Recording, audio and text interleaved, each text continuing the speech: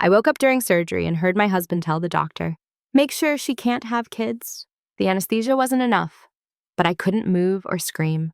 I lay there frozen, listening to him destroy my future. My name is Rachel Torres, and I'm a kindergarten teacher who always dreamed of having children. I married my high school sweetheart 2 years ago. Now I know the man I trusted most wanted to steal my dreams forever. The perfect life. I stood in front of my classroom, watching 23 pairs of bright eyes staring back at me. Little hands waved in the air, eager to answer my question about shapes. This was my world. These children were my joy. "Miss Rachel! Miss Rachel!" Timmy shouted from the back row, bouncing in his seat. I smiled and called on him. "Yes, Timmy?" "A triangle has 3 sides," he announced proudly. "That's exactly right," I said, giving him a gold star sticker. The way his face lit up made my heart swell. Every day I imagined what it would be like to have my own child, to watch them grow and learn, to be called Mama instead of Miss Rachel. I decorated the nursery in my mind every single day at school.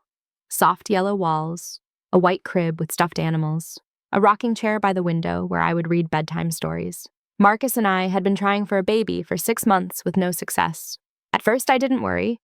These things took time, everyone said. But as the months passed, anxiety crept in. Every negative pregnancy test felt like a tiny failure. Marcus noticed my sadness. One evening, as we sat on the couch after dinner, he took my hand. "Maybe we should see a specialist," he suggested gently. "Just to make sure everything's okay." I looked at him with grateful tears in my eyes. "You really think so?" "Of course," he said, kissing my forehead. "I want this baby as much as you do. Let's get some answers." I thought he was being supportive. I thought we were a team. The next week, I made an appointment with Dr. Chen, a fertility specialist recommended by my regular doctor. The office was clean and modern, with pictures of babies covering the walls. Success stories, I thought. Hope. Dr. Chen was professional and calm during my examination. He asked questions about my cycle, my health history, my lifestyle. After running some tests, he sat across from me in his office. "Mrs. Torres," he said, "I'd like to recommend a minor procedure. It's called a hysteroscopy. We'll check for any blockages or issues in your fallopian tubes. It's routine, and it could give us the answers we need." The doctor recommended a minor procedure to check for blockages. I agreed immediately. Anything to help us have our baby. Marcus held my hand as we scheduled the surgery for the following month. He seemed as hopeful as I was. In the weeks leading up to the procedure, I felt nervous but optimistic. This was just one step on our journey to becoming parents. Marcus was attentive, making sure I had everything I needed. He drove me to pre-op appointments. He asked the doctors questions. He seemed like the perfect husband. I never suspected a thing. Under the knife, the morning of the surgery arrived cold and gray. Marcus drove me to the hospital at 6 a.m. My stomach was empty because I couldn't eat before the anesthesia. I felt hollow in more ways than one. "Don't worry," Marcus said, squeezing my hand in the parking lot. "You'll be fine. This will all be worth it." I nodded, trying to believe him. We checked in at the surgical center. A nurse led me to a pre-op room where I changed into a hospital gown. The fabric was thin and scratchy. I felt vulnerable and exposed. Marcus sat beside my bed, scrolling through his phone. I wanted him to hold my hand, to tell me everything would be okay. Instead, he seemed distracted. Maybe he was just nervous too, I told myself. Dr. Chen came in to review the procedure one more time. "We'll put you under general anesthesia," he explained. "You won't feel anything. When you wake up, it'll all be over." I counted backward from 10 as the anesthesia took hold. The world started to blur. Voices became distant. 10, 9, 8, 7. The lights above me swirled into soft circles. 6, 5, 4, then nothing. Or so I thought. Something went wrong. I could hear everything but couldn't move a muscle. The darkness lifted slightly, like waking from a deep sleep. But my body remained frozen. Panic surged through me. Why could I hear? Why couldn't I move? "Anesthesia awareness," a small voice in my mind whispered. I'd read about it once. It was rare, they said. Almost never happened, they said. But it was happening to me.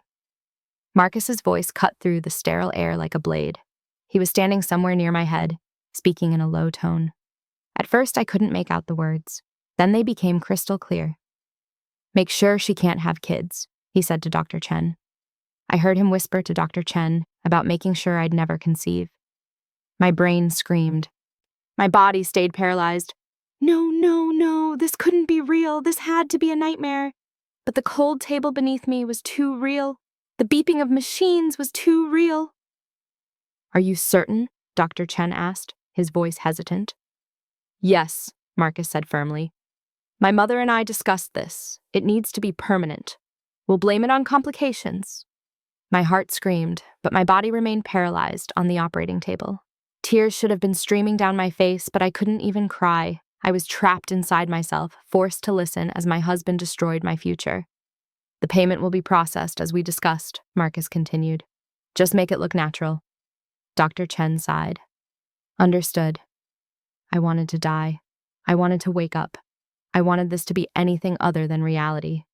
But the voices continued, discussing me like I was an object, not a person. Then the darkness pulled me under again, and I knew nothing more. The terrible truth, I woke up in recovery, pretending I remembered nothing. The fluorescent lights were too bright. My throat felt raw from the breathing tube. A nurse stood beside me, checking my vital signs. How are you feeling, Mrs. Torres? She asked kindly. Tired, I managed to say. My voice sounded strange to my own ears. Everything felt strange. I was different now, changed, broken. Marcus appeared in the doorway, his face arranged in an expression of concern. He rushed to my side. Marcus held my hand and kissed my forehead like a devoted husband. The touch of his lips made my skin crawl, but I couldn't pull away without raising suspicion. Thank God you're okay, he said.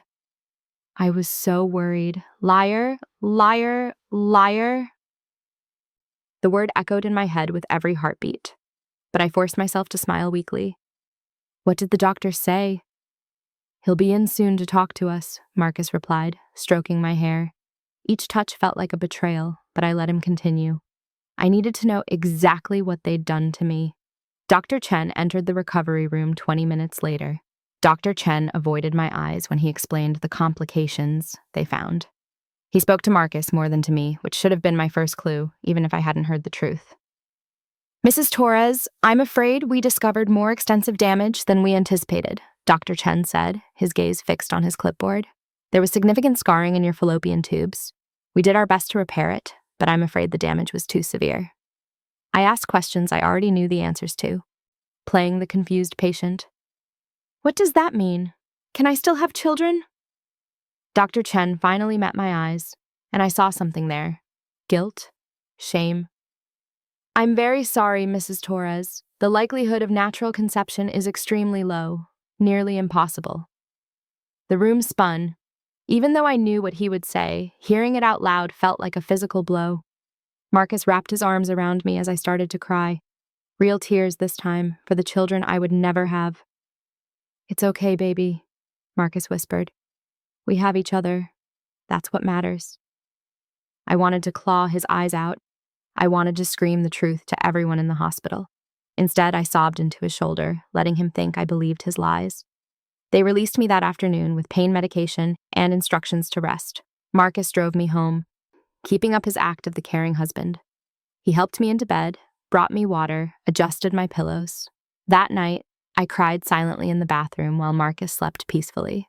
I sat on the cold tile floor, my face buried in a towel to muffle the sounds. My body ached from the surgery, but the pain in my heart was so much worse.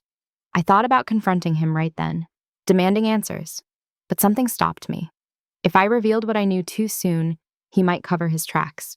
I needed proof. I needed to understand why.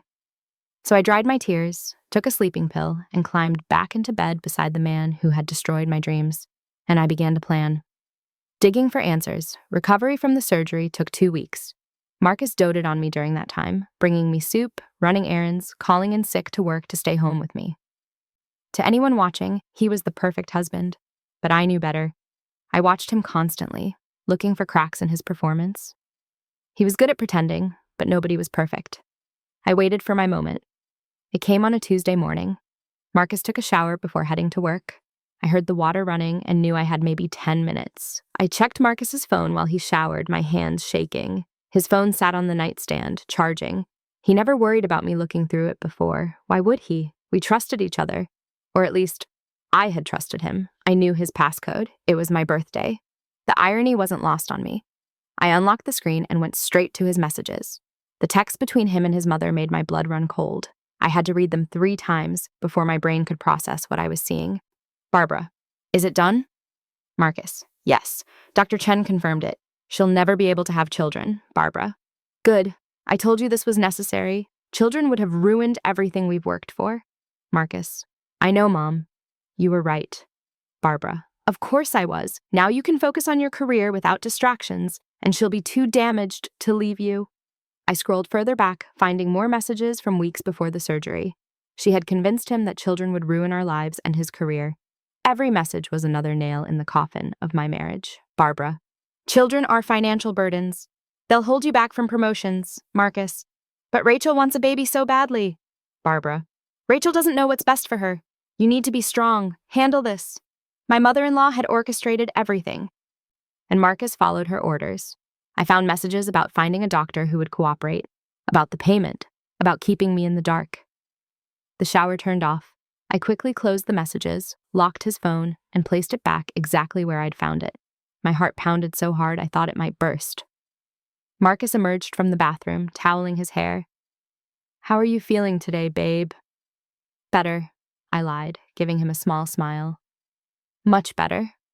After he left for work, I sat on our bed in silence.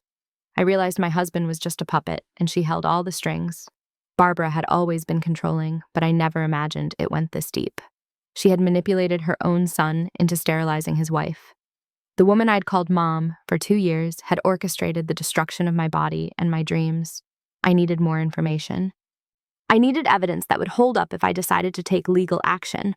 I spent the rest of the day thinking, planning. By the time Marcus came home, I had the beginning of a plan. I would play the grieving wife. I would pretend to be moving on, and I would gather every piece of evidence I could find. They thought I was too heartbroken to fight back. They were wrong, the mother-in-law's plan. I invited Barbara for lunch the following week, smiling like nothing had changed. My face hurt from the effort of pretending, but I couldn't let her see my hatred. Not yet. Rachel, darling! Barbara exclaimed when she arrived, kissing both my cheeks. She wore an expensive pantsuit and reeked of designer perfume. How are you feeling after your little surgery? Little surgery. She made it sound so casual, like I'd had a tooth removed instead of my reproductive future destroyed. I'm doing okay, I said, leading her to the dining room where I'd set out a light lunch. Sandwiches, salad, iced tea, normal, pleasant, fake. Barbara settled into her chair and immediately started talking. She talked about how free we'd be without children holding us back. Her words made my stomach turn. You know, Rachel, I've been thinking, she said, taking a delicate bite of her sandwich. Maybe this is actually a blessing in disguise. Children are so expensive these days, and they take up so much time. I forced myself to nod. I hadn't thought of it that way. Oh, yes, Barbara continued, warming to her topic. Marcus has such a bright future at the firm. Partner track, you know. Children would have derailed all of that. Late nights with a crying baby, missed meetings for school events. It would have been a disaster. I listened to her praise Marcus for handling the situation so well. My hands clenched into fists under the table, nails digging into my palms to keep from screaming. He's been so strong through all of this, Barbara said. Supporting you, making difficult decisions about your health. He's really stepped up. Difficult decisions about my health? I repeated carefully. Barbara waved her hand dismissively. Oh, you know what I mean. Choosing the right doctor, making sure you got the best care. These things are complicated. She had paid Dr. Chen extra to ensure the procedure was permanent. I knew this from the bank statements I'd found on Marcus's laptop the day before. A payment of $15,000 to Chen Medical Consulting. The date was 2 days before my surgery. I excused myself to vomit, not from the surgery, but from the betrayal. I barely made it to the bathroom before everything came up. The sandwich, the tea, everything. I gripped the toilet bowl, my body shaking. Barbara knocked on the door. Rachel, are you all right? Just some lingering effects from the anesthesia, I called back, my voice weak. The doctor said it might happen. Oh, you poor thing, Barbara cooed through the door. Take your time. I rinsed my mouth and stared at myself in the mirror. My face was pale, my eyes haunted. I looked like a ghost. Maybe I was. Maybe the real Rachel Torres died on that operating table, and this was just what remained. But no, I was still here, still fighting, and I would make them pay. I returned to the dining room with a wan smile. Barbara patted my hand sympathetically. You've been through so much, dear, but you'll see. In a few months, you'll realize this was all for the best. I nodded and changed the subject, but inside, my resolve hardened into steel, building my case. The next morning, I started my real work. I started recording every conversation with Marcus and Barbara. I bought a small recording device online and kept it in my pocket whenever they were around. At first, I wasn't sure what I was looking for, but Barbara couldn't help herself. She loved to talk, to brag, to control. Within a week, I had her on tape discussing the arrangement with Dr. Chen. I made sure he understood the importance of discretion, Barbara said during one of her visits. She thought I was in the kitchen making coffee. These doctors will do anything for the right price. I also contacted a lawyer specializing in medical malpractice and fraud. Her name was Jennifer Park, and she came highly recommended. I met her at her office downtown, bringing all the evidence I'd collected. This is serious, Jennifer said after reviewing everything. If what you're saying is true, we're talking about conspiracy to commit assault, medical fraud, possibly more. It's true, I said firmly. I heard them during the surgery, and I have the text messages, the bank statements, the recordings. Jennifer leaned back in her chair. Anesthesia awareness is difficult to prove, but the circumstantial evidence is strong. The payments, the messages between your husband and his mother, the recordings you've made since. We have a case. Derban C. Chen's medical license was already under investigation for other violations. Jennifer discovered this during her preliminary research. Apparently, I wasn't the first patient to complain about Dr. Chen's ethics, though my case was the most severe. 2 other women have filed complaints, Jennifer explained. One for performing procedures without proper consent, another for billing fraud. The medical board is already watching him. This made me feel sick and vindicated at the same time. Sick because other women had been hurt. Vindicated because it meant people might actually believe me. I collected bank statements showing the payments Marcus made to the doctor. There were actually 3 payments, I discovered. The initial $15,000, then 2 more payments of $5,000 each. Insurance, according to the notes Marcus had typed on his laptop. Every piece of evidence brought me closer to justice. I organized everything in folders, made copies, stored them in multiple locations. I wasn't taking any chances. Marcus noticed I seemed different. You seem better lately, he commented one evening. More like yourself. I'm starting to accept things, I lied. You were right. We have each other. That's what matters. He smiled and pulled me close. I let him, even though his touch made my skin crawl. I needed him to think I suspected nothing. At night, while he slept, I continued my research. I learned about medical malpractice laws, criminal conspiracy, assault charges. I read case studies of similar situations. I prepared for war. Jennifer filed the lawsuit on a Tuesday morning. Marcus was at work. I was at school. The process server would find him at his office and Barbara at her country club. I wanted them to be caught off guard, just like I had been. The confrontation, I waited until Barbara came for Sunday dinner to reveal what I knew. It was Marcus's idea to invite her, ironically. Mom wants to see how you're doing, he said. She's worried about you. Of course, I agreed sweetly. Let's have her over. I cooked an elaborate meal, roast chicken, mashed potatoes, green beans, fresh bread, everything perfect, everything normal. The Last Supper, I thought darkly. Barbara arrived at 6, carrying a bottle of expensive wine. Marcus greeted her at the door with a hug. They looked so comfortable together, so conspiratorial, it made me sick. We sat down to eat. The conversation was light at first. Barbara talked about her charity work, Marcus about his cases at the firm. I smiled and nodded and waited. After the main course, as I brought out dessert, I made my move.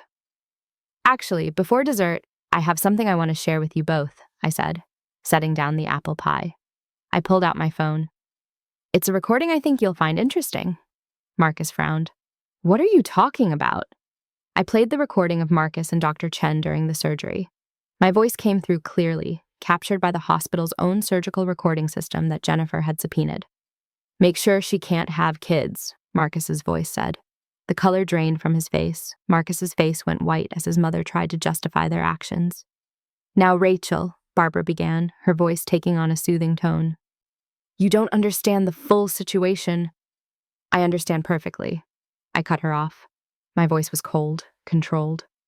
You convinced your son to have a doctor sterilize me without my knowledge or consent. You paid Dr. Chen $15,000, plus 2 additional payments of $5,000 each.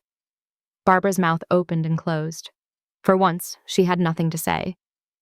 I also have the text messages between you and Marcus, I continued, where you planned this whole thing, where you called children financial burdens and convinced him I didn't know what was best for my own life. Marcus stood up abruptly. Rachel, I can explain. Sit down, I said, my voice sharp enough to cut. He sat. I told them both that I had filed lawsuits and reported Dr. Chen. Criminal charges are pending against the doctor. As for you two, you're both named in a civil lawsuit for conspiracy, fraud, and assault. Barbara lunged at me, screaming that I was ungrateful and selfish. Her chair clattered backwards as she came around the table. Marcus caught her, holding her back. How dare you? Barbara shrieked. After everything we've done for you, we gave you a good life, a home, a husband. You took away my chance to be a mother, I shouted back, finally letting my rage show. You violated my body, you stole my future. We protected you from yourself, Barbara shot back.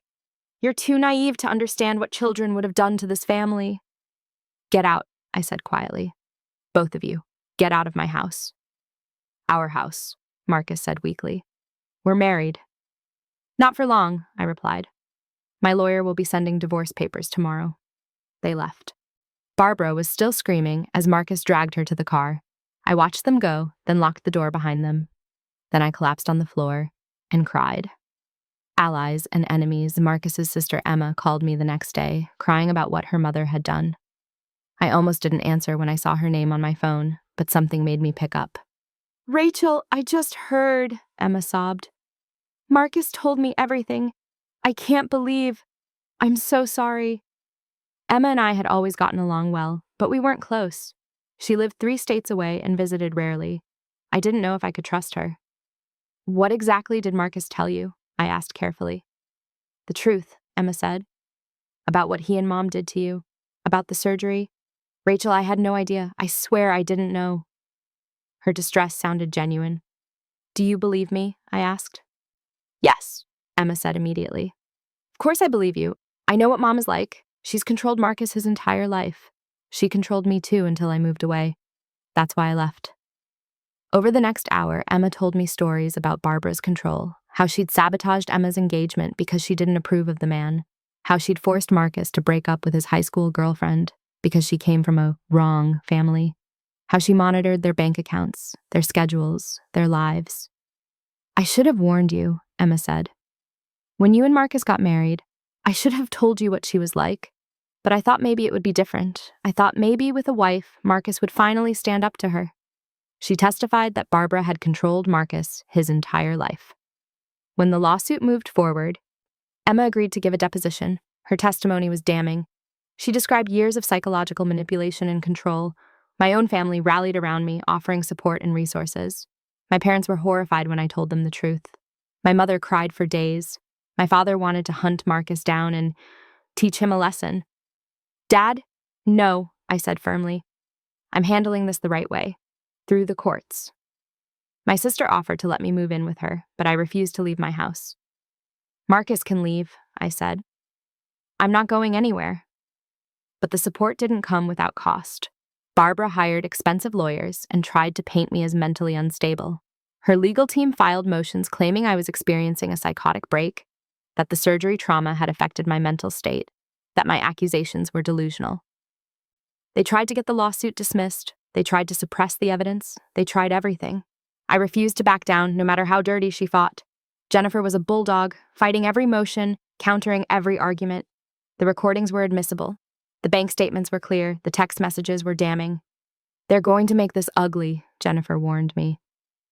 Are you prepared for that? I'm prepared, I said. I've already lost everything that mattered. What else can they take? Marcus moved out of the house, going to stay with his mother. The divorce proceedings started. He fought me on everything, the house, the car, the savings. His lawyers painted me as vindictive and greedy, but I didn't care about the money. I cared about justice. The courtroom 6 months later. I sat in the witness stand and told my story to the jury. The courtroom was packed. My family on one side, Marcus and Barbara on the other. The local news had picked up the story, and reporters filled the back rows. I wore a simple blue dress and no jewelry except my wedding ring. I wanted the jury to see me as a victim, not an angry ex-wife seeking revenge. My lawyer stood. "Mrs. Torres, can you tell the jury what happened on the day of your surgery?" I took a deep breath and began. I described counting backward from 10, the sensation of being paralyzed but awake, Marcus's voice cutting through my consciousness. I described hearing him instruct Dr. Chen to ensure I could never have children. Several jurors looked shocked. One woman in the front row had tears in her eyes. The medical records proved Dr. Chen had performed unauthorized procedures. Jennifer walked the jury through each document, highlighting the discrepancies between what was authorized and what was actually done. "The consent form lists a diagnostic hysteroscopy," Jennifer explained. "A simple examination. What Dr. Chen actually performed was a bilateral salpingectomy, the complete removal of both fallopian tubes. That was never authorized." Marcus broke down on the stand, admitting his mother had manipulated him. His testimony came 3 days into the trial. His own lawyer seemed disgusted by him. "I didn't want to hurt her," Marcus sobbed. "But Mom said it was for the best. She said Rachel would understand eventually. She said we were protecting our future."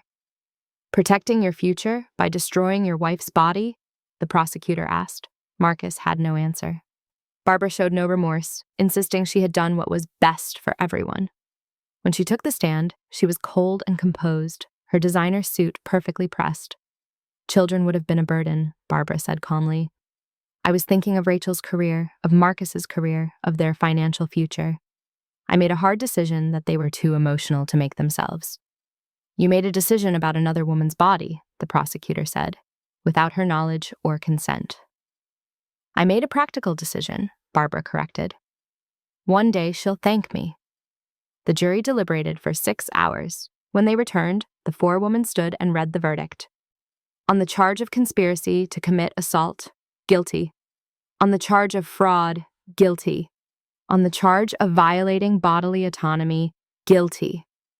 The verdict came back in my favor, both criminal and civil judgments. Dr. Chen faced additional criminal charges and was looking at prison time. Marcus and Barbara were ordered to pay damages totaling $2 million. Barbara's face turned purple with rage. Marcus buried his face in his hands. I felt nothing. No joy, no satisfaction, just emptiness. Justice, it turned out, couldn't give me back what they'd taken. New beginnings.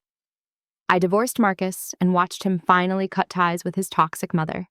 The divorce was finalized 3 months after the trial. Marcus signed the papers without fighting anymore. All the fight had gone out of him. "I'm sorry," he said one last time, as we stood outside the courthouse. "I know it doesn't matter, but I'm so sorry." "You're right," I said. "It doesn't matter." He walked away and I never saw him again. I heard later that he'd moved to another state, trying to start over. He'd finally cut contact with Barbara, but the damage was done. Some things couldn't be undone. Dr. Chen lost his medical license and faced criminal charges. He took a plea deal, 5 years in prison, probation, and permanent revocation of his medical license. It wasn't enough, but it was something. Barbara fought her sentence tooth and nail, but she lost. She was ordered to pay her portion of the damages and serve 2 years in prison for conspiracy. The mighty Barbara, brought down by her own arrogance. I used the settlement money to start a foundation for medical abuse victims. I called it Awareness, after the anesthesia awareness that had revealed the truth.